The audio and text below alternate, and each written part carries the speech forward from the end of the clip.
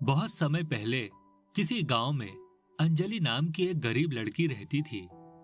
एक दिन अंजलि कहीं जा रही थी, तभी अचानक रास्ते के किनारे उसे एक घायल बंदर दिखाई देता है। उस बंदर के सीने में एक बड़ा तीर लगा था। अंजलि फौरन बंदर के सीने से तीर बाहर निकालकर उसके जख्मों पर मिट्टी लगा देती है। उसके बाद अंजलि पास की नदी से पानी लाकर बंदर के मुंह में डालने लगती है। थोड़ी देर के बाद बंदर होश में आ जाता है। मेरी जान बचाने के लिए तुम्हारा बहुत बहुत शुक्रिया दयालु लड़की। लेकिन तुम इस तरह घायल कैसे हो गए? आखिर तुम पर तीर किसने चलाया? मैं एक जादुई बंदर हूँ। यहाँ का राजकुमार बहुत ही लालची है। वह मुझे किसी भी कीमत पर पकड़ना चाहता है। उसी ने मुझ पर तीर चलाया था। बंदर अंजलि से बात कर ही रहा था कि तभी वह राजकुमार आ जाता है। अच्छा, तो ये बंदर यहाँ आ गया। चल बंदर, सीधी तरह महल चल, वरना मैं तुझे रस्सियों से बांधकर घसीटता हुआ ले जाऊंगा। नहीं नहीं, इस बेचारे बंदर ने तुम्हारा क्या बिगाड़ा है? तुम इसे छोड़ दो। तू कौन है लड़की? तेरी हिम्मत कैसे हुई मेरे मामले में दखल देने की? चली जा यहाँ से, वरना मैं इसके साथ साथ तुझे भी तहखाने में डाल दूंगा। लेकिन तभी वह बंदर अपने कमर पर लगी सीटी जोर जोर से बजाने लगता है। सीटी की आवाज सुनकर वहां बहुत सारे बंदर आ जाते हैं। ये दुष्ट राजकुमार मुझे अपना गुलाम बनाकर मेरी शक्तियों का गलत इस्तेमाल करना चाहता है। चलो साथियों, इसे सबक सिखाते हैं। लेकिन तभी राजकुमार उन सभी बंदरों पर तीर चलाना शुरू कर देता है। यह देख अंजलि को बहुत गुस्सा आता है और वह एक बड़ा सा पत्थर उठाकर राजकुमार के सर पर दे मारती है, जिस वजह से राजकुमार जमीन पर जा गिरता है। उसके बाद सारे बंदर राजकुमार की पिटाई करने लगते हैं। नहीं नहीं, मुझे छोड़ दो, मुझसे गलती हो गई है। भगवान कोई बचाओ मुझे। इस तरह राजकुमार डर के वहां से भाग जाता है। यह देख अंजलि और बाकी बंदर बहुत खुश होते हैं। उसके बाद बंदर अंजलि को अपने कंधों पर बैठाकर एक बड़े पेड़ के पास ले जाता है। उस पेड़ के ऊपर एक बड़ा सा घोंसला बना हुआ था। उसके अंदर एक पुरानी मशीन रखी थी। ये जादुई पक्षी का घोंसला है। वह तरह तरह की जादुई मशीनें बनाता है। तुम इस मशीन को अपने साथ ले जाओ। यह केक देने वाली जादुई मशीन है। इसका बटन दबाते ही इसके अंदर से ढेर सारे केक बाहर निकलेंगे। मेरी तरफ से ये तुम्हारे लिए एक उपहार है। मुझे इतना अच्छा उपहार देने के लिए आपका बहुत बहुत शुक्रिया बंदर जी। उसके बाद अंजलि उस मशीन को लेकर अपने गांव चली जाती है। फिर अंजलि उस मशीन का बटन दबा देती है और अगले ही पल उसके अंदर से ढेर सारे सुंदर खुशबूदार केक बाहर निकलने लगते हैं। यह देख अंजलि की खुशी का ठिकाना नहीं रहता। तभी वहां से गुजर रहे लोग उस जादुई मशीन को देख हैरान हो जाते हैं। सुनो लड़की, ये केक तो बहुत ही स्वादिष्ट लग रहे हैं। मैं तुमसे 2 केक खरीदना चाहता हूँ। उसके बाद वह आदमी पैसे देकर अंजलि से 2 केक खरीद लेता है। तभी वहां मौजूद दूसरे लोग भी अंजलि से केक खरीदने लगते हैं। थोड़ी ही देर में अंजलि बहुत सारे केक बेच देती है और उसे ढेर सारे पैसे मिल जाते हैं। फिर अगले दिन से यह रोज की बात हो जाती है। अंजलि रोज केक बेचकर पैसे कमाने लगती है। लेकिन फिर एक दिन उस बुरे राजकुमार की नजर अंजलि पर पड़ती है। अंजलि के पास जादुई केक की मशीन देख राजकुमार की आंखें फटी की फटी रह जाती है।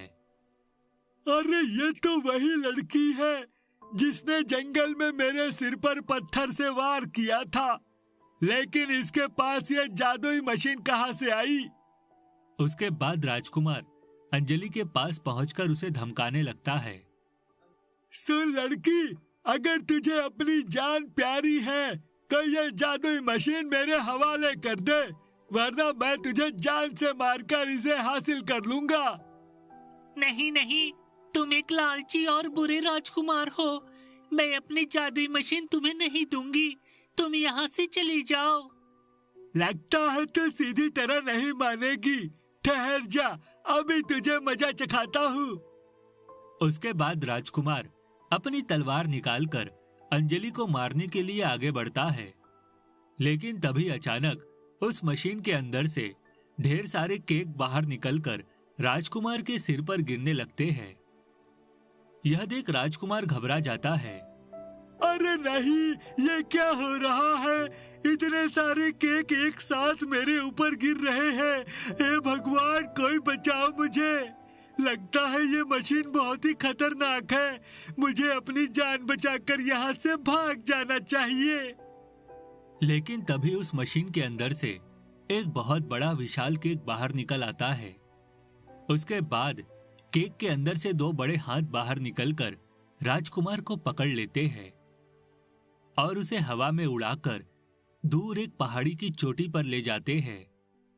राजकुमार अपने आप को छुड़ाने की बहुत कोशिश करता है, लेकिन तभी वह केक राजकुमार को गहरी खाई में फेंक देता है।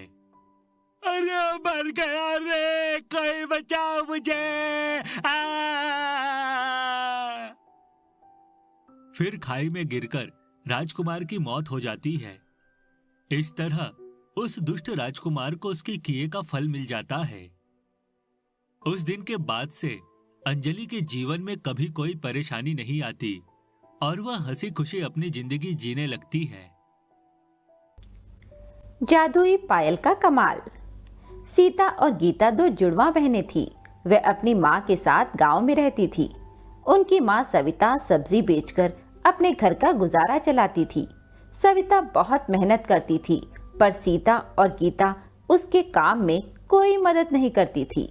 एक दिन सविता सब्जी लेकर घर से निकली, तभी रास्ते में एक गाड़ी से टकरा जाने के कारण उसे गहरी चोट आई। उसे घायल अवस्था में लोगों ने उठाकर पास के सरकारी अस्पताल में भर्ती करा दिया। सीता और गीता को जैसे ही खबर मिली, वह दौड़ी दौड़ी माँ के पास आ गई। माँ को इतनी बुरी तरह घायल देखकर दोनों बहनें रोने लगी। सीता का तो रो रो कर बुरा हाल हो गया। वह सोचने लगी कि माँ अकेले इतना काम करती रही तो हमने उनकी कोई मदद नहीं की। सुनो मेरी प्यारी बच्चियों, तुम रो मत। अब मुझे नहीं लगता मैं जिंदा रहूंगी। अब तुम लोगों को अपना और घर का ध्यान रखना होगा। मैं तुम लोगों को एक बात बताना चाहती हूँ। घर के पूजा घर में दो जादुई पायल रखी हैं। दोनों एक एक पायल ले लेना। वे जादुई पायल है। तुम्हें जब भी कोई अच्छा लड़का मिले, तुम उससे कहना कि वह तुम्हें ये पायल पहना दे। जो भी तुम्हें ये पायल पहना देगा, उसके बाद वह तुम्हारी हर बात मानेगा। यही इस पायल का जादू है। पर याद रखना, कभी भी इसकी शक्ति का गलत इस्तेमाल मत करना। ये कहते कहते सविता दुनिया छोड़ देती है। सीता और गीता बहुत रोती हैं और भारी मन से घर वापस आ जाती हैं। कुछ दिनों बाद सीता गीता से कहती है, गीता, अब हमें अपने वर की खोज में निकलना चाहिए। पर हम दोनों एक साथ नहीं जाएंगी। मैं तो कितनी सुंदर हूँ, मुझे तो कोई राजकुमार सा लड़का मिलेगा, पर तुम्हें तो कोई साधारण लड़का भी पसंद कर लेगा। कोई बड़ी बात नहीं है, इसीलिए हम दोनों अलग अलग दिशा में जाएंगी। ये कहते दोनों अलग अलग दिशा में निकल पड़ती हैं। कुछ ही दूर जाने पर सीता को बहुत प्यास लगती है और वह एक पेड़ के नीचे बैठ जाती है। तभी वहाँ राजू नाम का लड़का आता है और सीता से पूछता है कि क्या हुआ। बहुत तेज प्यास लगी है, क्या पानी मिलेगा? राजू सीता के लिए पानी लेकर आता है और उसे देता है।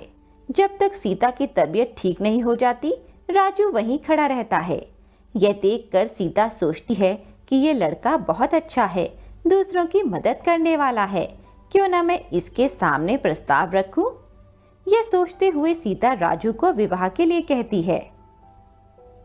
देखो, मुझे तुम पसंद हो, पर यदि मेरे बारे में तुम कुछ जानना चाहती हो तो जान सकती हो। इस तरह दोनों बातें कर लेते हैं। वह विवाह के लिए राजी हो जाता है। सीता राजू को वे पायल देते हुए कहती है कि यह पायल तुम मुझे पहना दो। राजू तुरंत ही वह पायल सीता को पहना देता है और दोनों विवाह कर लेते हैं। उधर गीता चलते चलते काफी दूर पहुंच जाती है, पर उसे कोई लड़का पसंद नहीं आता।